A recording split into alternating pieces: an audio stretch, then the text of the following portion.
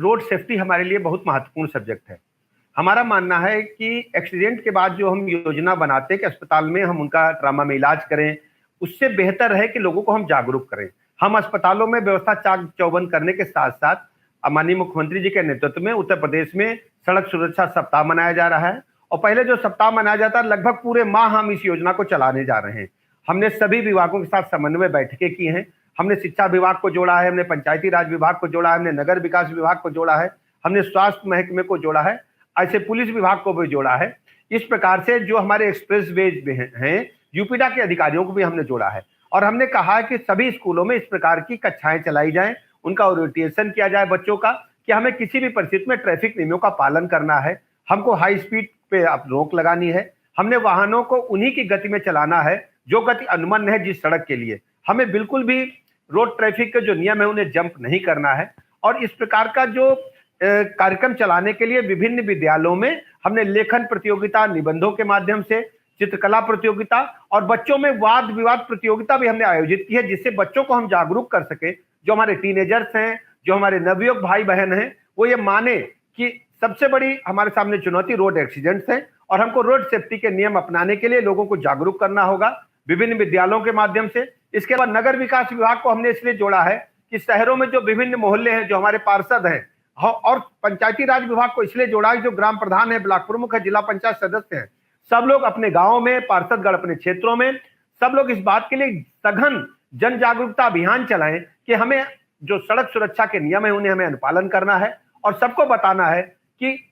जो दंगे फसाद होते हैं, जो क्रिमिनल एक्टिविटीज होती हैं, उनसे अधिक डेथ रेट हमारे रोड एक्सीडेंट्स में है, बहुत चिंता का सबब है। और कई ऐसे मोड़ हमने चिन्हित किए हैं जहां पर रोड एक्सीडेंट अधिक होते हैं, उनको हम सुधार रहे हैं। माननीय मुख्यमंत्री जी ने यह भी कहा है जो रंबल स्ट्रिप्स हैं, जो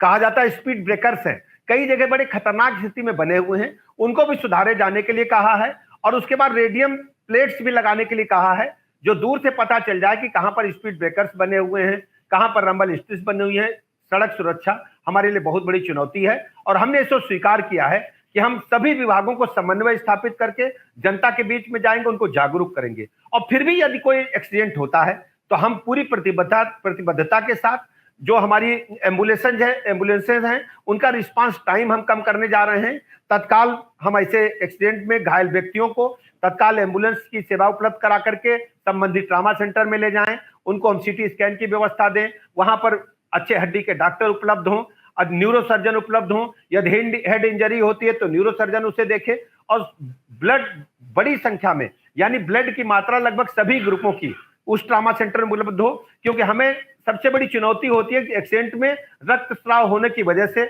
हमारे जो परिजन हैं, हमारे जो उत्तर प्रदेश के भाई हैं, बहन हैं, दुर्घटनाओं में गंभीर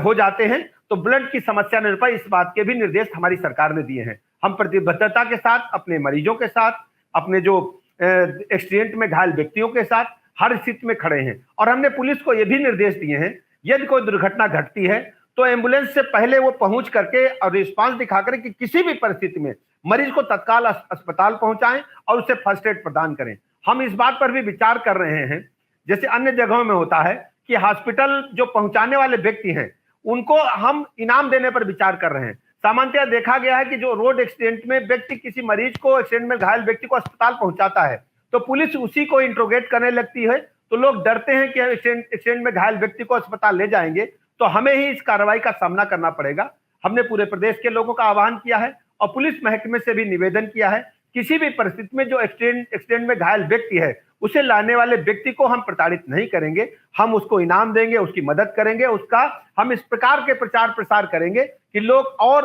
अधिक जुड़े और घायल व्यक्तियों को अस्पताल ले जाने में हमारी मदद करें। और सबसे बड़ी चुनौती एम्बुलेंसेज का रिस्पांस टाइम कम करने की है, उस दिशा में हम काम कर रहे हैं। और जो हमारे एक्सप्रेस वेज में हैं उन पर हमने एम्बुलेंसेज की संख्या बढ़ाई है, और हर परिस्थिति में रोड एक्सीडेंट ना हो और होने के बाद मरीजों की चिकित्सा व्यवस्था उच्च स्तरीय मिले, हमारी सरकार उस दिशा में काम कर रही है।